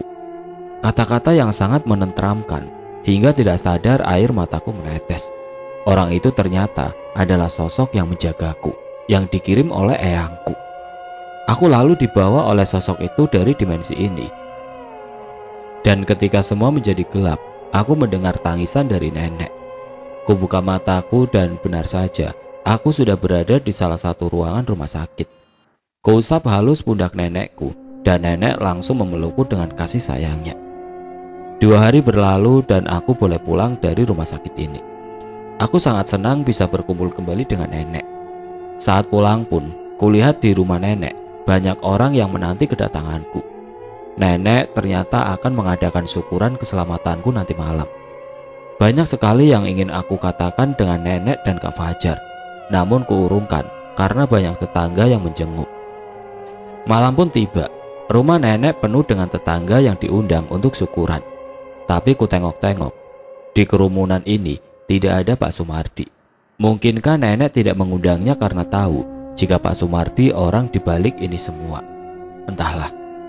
Acara syukuran selesai dengan hikmat. Namun baru saja orang-orang selesai menyantap hidangan yang disuguhkan, terdengar teriakan minta tolong dari rumah Pak Sumardi. Kami pun segera menuju ke sana. Dan begitu kami sampai di sana, pemandangan yang begitu mengerikan terlihat lagi. Bu Sumardi yang terlihat sangat mengerikan terbaring di lantai ruang makan, sedang Pak Sumardi di depan pintu kamar anaknya seperti orang yang tercekik. Dia memegang lehernya dan meraung kesakitan sambil sesekali meracau tidak jelas. "Dasar kau anak setan, berdebah kau!" teriak Pak Sumardi begitu tatapannya tertuju padaku. "Nek," ucapku takut dan menghamburkan dalam pelukan nenek. Seketika warga yang berada di tempat itu langsung menolehku. Mereka kebingungan antara menyalahkan peristiwa ini kepadaku, juga kasihan pada Pak Sumardi. "Jaga ucapanmu, Sumardi!" teriak nenek sudah tidak sabarkan diri. Nek Jum, cucumu itu pembawa sial!" Erang Pak Sumardi membawaku semakin takut. Dalam keadaan yang mengerikan seperti itu, Pak Sumardi terus saja menghardiku atas apa yang aku pun tidak tahu. Aku sangat prihatin terhadap keluarga ini. Kejadian demi kejadian terjadi begitu singkat. Namun aku tidak habis pikir mengapa Pak Sumardi begitu membenciku, sedangkan aku merasa tidak pernah berbuat sesuatu hal apapun yang memancing amarahnya. "Tolong ibu, Pak," Bu Sumardi meminta pertolongan. Dalam keadaan kejang-kejang disertai mulut yang mengeluarkan banyak darah, Bu Sumardi tampak sangat kesakitan. Beberapa warga mengusulkan agar Bu Sumardi dibawa ke rumah sakit. Namun dengan sombongnya, Pak Sumardi tidak mengizinkannya. Dan yang lebih buruk, Pak Sumardi menyalahkanku atas peristiwa ini, menganggap aku tersangka utamanya. "Diam kau Sumardi, beraninya kau menyalahkan cucuku," teriak nenek marah. "Nek Jum, cucumu itu buatku muak setiap kali aku melihatnya. Aku benci dengan cucumu," teriak Pak Sumardi tidak kalah hebat dengan nenek. "Sum," teriak nenek yang langsung terpotong. "Ah," teriak Bu Sumardi. Innalillahi. Orang-orang yang berada di tempat itu melafalkan kalimat yang sama. Bu Sumardi tiba-tiba diam dari kejang-kejangnya. Nafasnya yang tadi memburu kini tidak ada lagi. Matanya melotot, sedang mulut terbuka dengan lidah menjulur. Semua merasa ketakutan melihatnya. Bahkan Pak Sumardi pun menutup wajah dengan kedua tangannya. Saat warga ingin membawa jenazah Bu Sumardi ke rumah sakit untuk sekedar memastikan, Pak Sumardi tiba-tiba bangun dan berlari ke arahku. Dengan kedua tangannya, dia mencekik leherku sampai aku kesulitan bernafas. Untung saja Kak Fajar berada di dekatku. Dengan sedikit pukulan yang mengenai bahu kanan Pak Sumardi, aku bisa lepas dari cekikan itu. Cerita kali ini diceritakan dari sudut pandang Sumardi. Saat ini aku merasa sangat bahagia dengan keluargaku. Meskipun aku hanya memiliki sebuah toko kelontong, kehidupanku mungkin hanya bisa dibilang pas-pasan dibanding keluarga Puspita. Puspita yang merupakan anak perempuan nenek Jumila, tetanggaku itu sangat sempurna. Aku sangat mencintainya, tapi tidak berani untuk mengungkapkan isi hatiku. Aku terus saja memandanginya tanpa adanya tindakan yang membuat dia mengetahui kalau aku sudah memendam rasa cinta yang begitu lama. Hingga suatu ketika, datang seorang lelaki yang melamarnya. Aku sangat kecewa dan sakit hati. Namun aku tidak punya daya karena keluargaku bukanlah orang berpunya. Aku menangis, tapi diam saat melihat orang yang aku cinta menikah dengan orang lain. 5 tahun setelah itu, aku mencoba untuk merelakan Puspita dengan menikahi seorang gadis desa sebelah yang bernama Widya. Bersama dengan Widya, aku merintis usaha kecil-kecilan hingga aku sukses seperti sekarang. Aku juga dikaruniai 4 orang anak yang begitu mudah diatur, juga berprestasi dalam pendidikannya. Saat itu kulihat anak dari Puspita berada di rumah neneknya, Nenek Jumila yang bertetangga denganku semenjak aku kecil. Puspita yang mengikuti suaminya membuatku bisa melupakannya karena tidak serumah lagi dengan Nenek Jum. Meskipun rasa cinta itu memudar, tetapi saat melihat Nanda, anak dari Puspita, aku merasa sangat tenang. Dan dari situlah Widya membenci Nanda karena rasa cemburu yang berlebihan. Dia takut perasaanku muncul kembali pada Puspita. Suatu ketika saat Nanda berlibur dari pesantren ke rumah neneknya, kios sembakoku mengalami kebakaran hebat. Tidak ada yang tersisa dari musibah yang aku alami. Hidupku berantakan. Dalam kurun waktu seminggu, banyak sekali pemasok yang menagih sisa pembayaran di muka. Aku begitu frustasi dan meminjam pada bank. Namun itu semua justru membuatku semakin terpuruk. Di saat otak dan badanku mulai melemah, kulihat Puspita dan suaminya mengunjungi Nanda. Aku begitu sedih saat melihat Puspita datang dengan mobilnya dan terlihat sangat harmonis. Begitu terbalik kehidupannya denganku. Seketika aku mendatangi seseorang yang kemarin sempat menawarkan padaku sebuah bantuan. Aku pergi ke rumahnya untuk dibawa kepada orang pintar. Tanpa memperdulikan apapun, aku melakukan suatu perbuatan yang tidak manusiawi. Aku bersekutu dengan iblis yang akan membuat kehidupanku beserta keluargaku terpandang. Setetes darahku juga setetes darah seseorang. Kembang setaman dan beberapa persyaratan untuk penumbalan sudah aku persiapkan. Aku tersenyum dengan penuh arti saat memberikan setetes darah itu pada orang pintar. Tentu saja darah itu bukan darahku maupun keluargaku. Darah itu kuambil dari orang yang paling aku benci, Nanda. Satu hari sebelum aku pergi ke rumah orang pintar yakni Bakusumo, aku melihat Nanda tengah membersihkan halaman rumah neneknya. Aku yang mendapat celah tidak menyia-nyiakan kesempatan itu. Kupanggil Nanda untuk mementikan bunga mawar yang berada di halaman rumahku. Ku nanti-nantikan saat Nanda terkena duri mawar yang dia petik. Dan benar saja, Nanda terluka pada jarinya dan mengeluarkan darah. Tidak aku sia-siakan kesempatan itu. Ku ambil botol kecil yang sudah aku persiapkan. Aku berpura-pura menolongnya, walaupun sepertinya anak ini sedikit curiga. Tanpa arahan pula, Widya memanggilku dari dalam. Aku lalu masuk ke rumah, sementara Nanda pulang ke rumahnya. Di dalam rumah aku merasa senang, karena dalam pikiranku, sebentar lagi akan menjadi orang kaya. Tapi entah istriku merasa senang karena apa, aku tidak tahu. Aku dan istriku sama-sama satu pikiran untuk melakukan perbuatan yang tidak beradab ini. Biarlah tidak mengapa, asal keluargaku hidup bahagia. Dalam kurun waktu sebulan aku berhasil memulihkan usahaku. Bahkan aku bisa membeli mobil yang kuinginkan. Hari ini aku memulai acara penumbalan. Kutanamkan sebuah bungkusan dari kain jarik yang berisi persyaratan dari Bakusumo. Bungkusan itu aku tanamkan di bawah jendela kamar Nanda.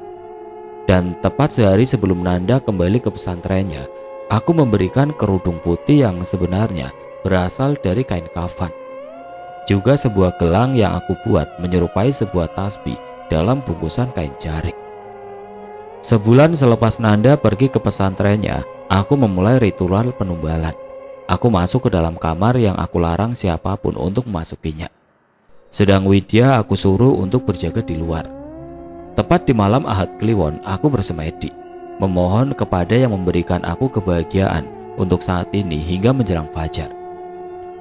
Pagi hari aku keluar dari kamar itu. Aku menemui istriku dengan perasaan bahagia karena salah satu dari beberapa gelang yang menyerupai tasbih pemberian Bakusumo itu terbakar, dan itu pertanda penumbalan berhasil dilakukan. Namun itu semua langsung menjadi duka saat aku tahu anakku yang aku masukkan ke pondok pesantren meninggal dunia secara tidak wajar. Saat aku mengetahui Faza, anak terakhirku, meninggal dalam keadaan seperti itu, aku langsung pergi ke rumah Mbah Kusumo. "Mbah, pokoknya saya nggak mau tahu. Orang yang saya tumbalkan itu Nanda. Kenapa yang Mbak ambil malah anak saya?" Tanyaku sedikit berteriak. "Kamu seharusnya berterima kasih pada aku, Sumardi. Aku mengambil anakku yang kau tukar dengan kemewahan yang kau punya saat ini," jawab Mbah Kusumo. "Kemewahan gimana maksudnya? Anak saya loh, Faza pergi dari saya," sautku penuh emosi. "Asal kamu tahu saja, Sumardi, persyaratan yang sepenuhnya kau patuhi itu tidak kau laksanakan dengan baik. Benda dalam bungkusan yang kau berikan pada calon tumbalmu itu tidak dipakai, dan kau terus saja meminta kekayaan pada makhluk junjunganku," terang Bakusumo. "Jadi," tanyaku bingung. "Jadi anakmu lah menjadi tumbal sebagai penggantinya," jawab Bakusumo. "Tidak, Mbah, saya mohon kembalikan anakku," rengekku. "Sudahlah, sekarang kamu pulang. Ingat pesanku. Selama tumbal yang kau berikan padaku belum seperti persyaratan awal, maka anak-anakmu lah sebagai penggantinya," jelas Mbah Kusumo. "Baik, Mbah," jawabku lesu. "Anakmu tidak usah dibawa ke rumah sakit. Dia sudah berada di tempat yang nyaman," kata Mbah Kusumo dengan senyum seringainya. Aku pun pulang dengan perasaan yang begitu kacau. Ingin sekali aku mengakhiri hidupku, namun tidak mungkin aku meninggalkan harta yang aku miliki saat ini. Anakku telah kutukar dengan harta dan aku harus menjaganya. Semenjak kejadian itu, aku tambah membenci Nanda. Bukan hanya dia adalah anak dari seseorang yang dulu aku sangat mencintainya, tapi karena anak perempuan itu telah lolos dari maut yang seharusnya telah menjemputnya. Anak perempuan itu diam-diam mengetahui pesugihan yang aku lakukan dan mencoba untuk menyelidikinya.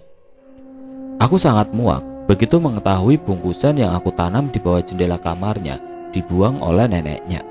Aku tambah membenci anak itu karena satu persatu anakku meninggalkanku sebab menggantikannya sebagai tumbal. Keempat anakku sudah pergi semua. Kini rencanaku harus terlaksana dengan sempurna. Aku tidak mau istriku apalagi diriku yang harus dikorbankan. Secara diam-diam aku menguping pembicaraan Nanda dengan keluarganya itu. Sedikit celah aku gunakan dengan tidak sia-sia. Saat Nanda hendak pergi, aku diam-diam memasukkan gelang yang berbentuk tasbih itu ke dalam tasnya. Gelang itu malam sebelumnya aku basuh dengan air ritual, berharap Nanda akan masuk dalam perangkapku kali ini. Aku begitu senang waktu itu mendapat kabar Nanda mengalami kecelakaan. Aku sangat bahagia dan pergi untuk mengucapkan bela sungkawa di rumah sakit. Namun sial menimpaku lagi. Nanda selamat dari kecelakaan itu. 2 malam secara berturut-turut aku mengalami mimpi yang buruk. Hartaku semua menghilang, juga dengan keluargaku. Aku bertambah kesal saat Nanda pulang dari rumah sakit dan neneknya mengadakan acara syukuran. Saat keluarga nenek Jumila mengadakan acara syukuran kepulangan Nanda, aku menyuruh istriku untuk berjaga di luar kamar. Aku memulai ritual yang aku tunjukkan untuk menghancurkan Nanda beserta keluarganya dengan bantuan makhluk yang memberiku kemewahan. Namun dalam acara ritual itu, tiba-tiba makhluk itu memakaikan kalung dari besi panas ke leherku. Seketika aku merasakan sakit yang amat sangat, hingga aku tidak kuat dan keluar dari kamar. Namun aku langsung berteriak meminta tolong saat mengetahui istriku juga dalam keadaan yang sama. Cerita kembali ke sudut pandang penulis. Saat aku juga warga mendengar penuturan Pak Sumardi, kami semua merasa kesal, namun juga prihatin atas apa yang menimpanya. Istighfar Pak, jangan salahkan orang lain atas apa yang mereka tidak ketahui. Aku mulai berbicara dalam keheningan. Diam kamu bocah, aku sangat membencimu, teriak Pak Sumardi. Aku langsung dipeluk nenek sambil menangis. Aku tidak tahu apa yang harus aku perbuat. Tolong, tolong, Pak Sumardi teriak kesakitan. Tidak sengaja kulihat Kak Fajar memberikan isyarat. Aku menoleh pada apa yang diisyaratkan. Aku sungguh terkejut saat melihatnya. Kemudian Kak Fajar meminta kepada semua orang yang berada di situ untuk melanggengkan berzikir. Aku dan Kak Fajar lalu bermunajat di ruang depan dan memfokuskan kepada makhluk yang sedang menyiksa Pak Sumardi. Saat aku dan Kak Fajar mulai berkonsentrasi, terdengar suara ledakan dari arah dalam.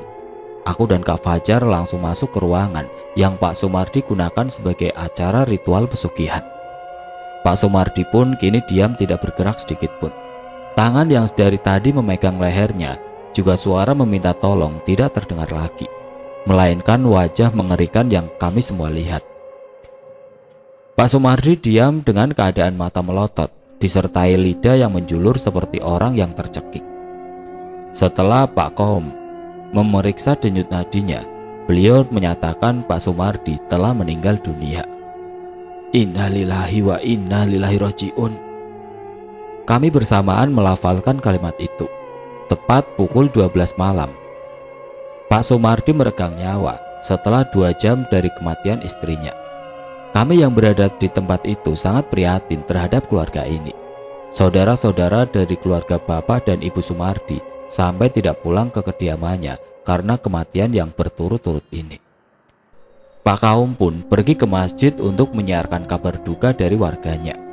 Kedua jenazah Bapak dan Ibu Sumardi akhirnya disepakati akan dimakamkan pagi nanti.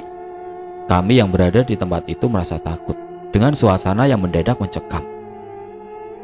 Binatang malam saling bersautan suara, namun bukan binatang seperti biasanya, melainkan seperti anjing, bahkan burung hantu yang jarang ada di desa ini.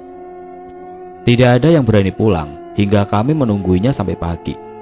Warga lelaki bersiap-siap untuk menggali liang lahat, sedang kami para wanita seperti biasa mengurus pendapuran. Kak Fajar dibantu para lelaki mengurus perumatan jenazah Pak Sumardi, sedang aku dibantu para ibu-ibu merumat jenazah Bu Sumardi. Pada awalnya, saat kami memulai acara memandikan jenazah, sudah ada gangguan, di mana dari badan jenazah mengeluarkan bau busuk yang sangat menyengat dan membuat salah satu dari kami menolak untuk memandikannya. Kemudian datang dari luar ruangan untuk memandikannya. Namun belum juga dimulai, ada saja dari ibu-ibu itu mengaku tidak sanggup, hingga pada akhirnya tidak ada satupun yang mau memandikannya. Aku pun keluar dari ruang pemandian. mencari siapa saja yang mau memandikan jenazah tersebut. Dari tempat pemandian jenazah Pak Sumardi pun aku melihat seperti sedang ada perdebatan. Dan setelah mencari tahu sedang ada apa di tempat itu, ternyata keadaannya sama seperti tempat ini. Akhirnya setelah dirundingkan dan menemukan mufakat bahwa yang mengurus jenazah Pak Sumardi adalah pihak lelaki saudaranya, sedang yang mengurus jenazah Bu Sumardi tidak lain yaitu saudara perempuannya. Kulihat wajah dari saudara-saudara Bu Sumardi ini begitu tersiksa saat acara perumatan jenazah.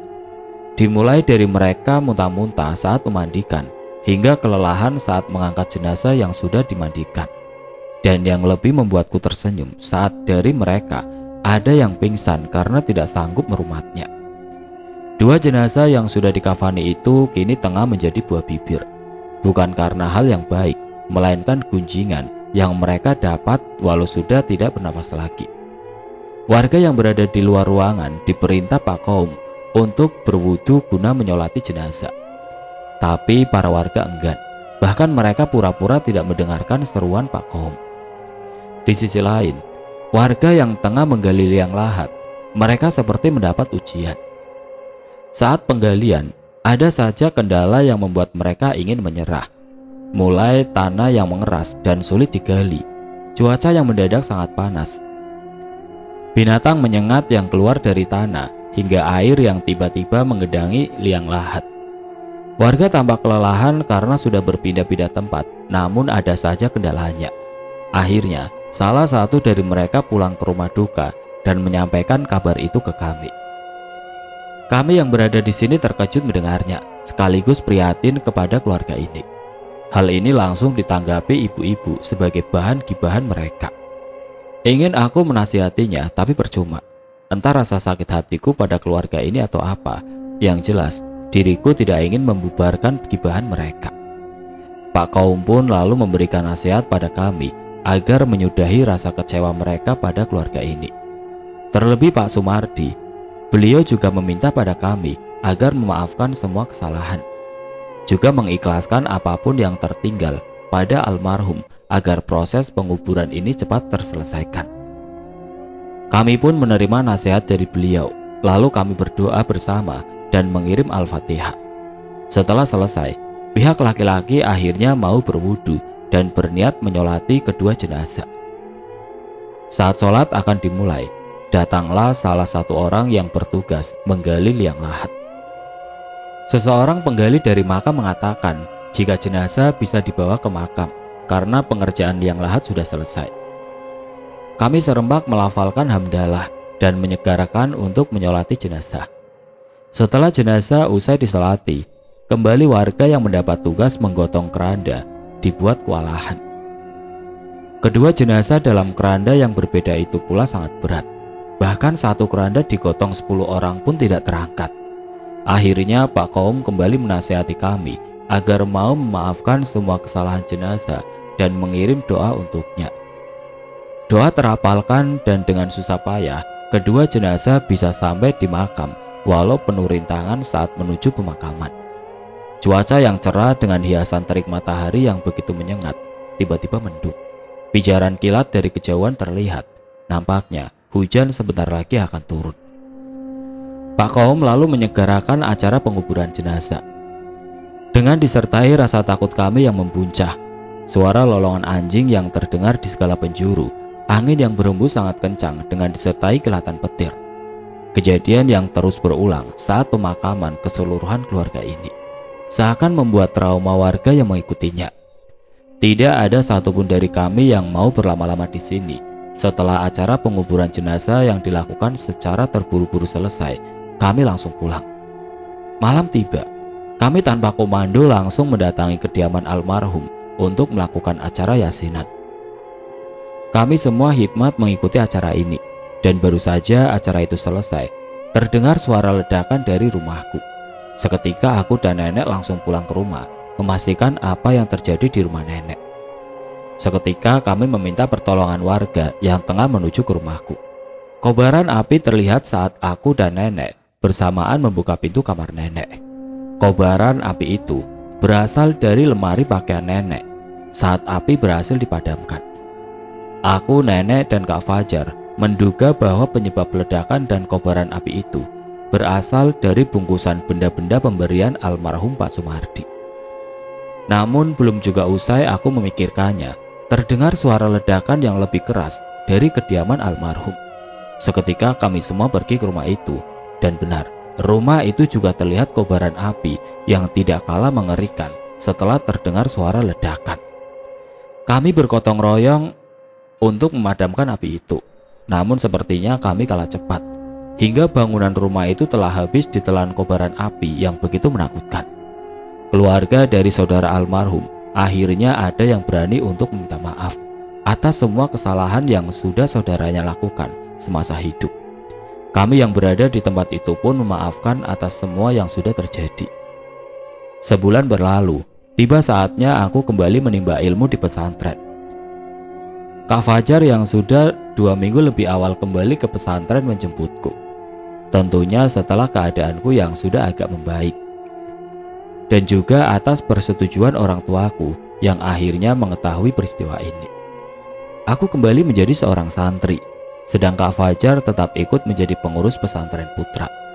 Aku tidak akan pernah melupakan peristiwa yang hampir saja merenggut nyawaku. Meski menyisakan trauma yang berat, namun aku harus meniti hidupku. Saat liburan pesantren nanti, aku akan sering mengunjungi nenek, melihat runtuhan rumah yang begitu mengerikan di samping rumah nenek. Rumah yang menurut sebagian orang yang melewatinya sering diperlihatkan dengan berbagai macam hal yang tidak wajar, suara-suara aneh yang mengerikan pula. Sejatinya manusia bukanlah makhluk yang sempurna, namun derajat dan pangkat itu bisa diraih bila kita sering memunajatkan kepada Sang Khalik. Berpasrah akan semua kodrat bukanlah satu-satunya jalan agar bisa lebih baik lagi, karena semua yang digariskan bisa kita ubah bila kita mau. Tentunya mengubah dengan jalan yang baik pula, karena Sang Pencipta tidak pernah menggariskan keburukan, melainkan kita yang memperburuk ujian yang diberikan.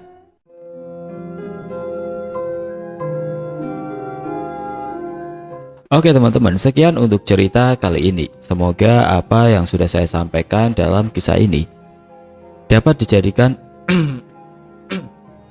Semoga apa yang sudah saya sampaikan dalam kisah ini dapat dijadikan pembelajaran untuk kita semua. Dan bagi teman-teman yang baru bergabung, jangan lupa untuk like, komen, share, serta subscribe channel ini. Dan nantikan kisah-kisah horor berikutnya tetap di channel Berita Mistis. Wassalamualaikum warahmatullahi wabarakatuh.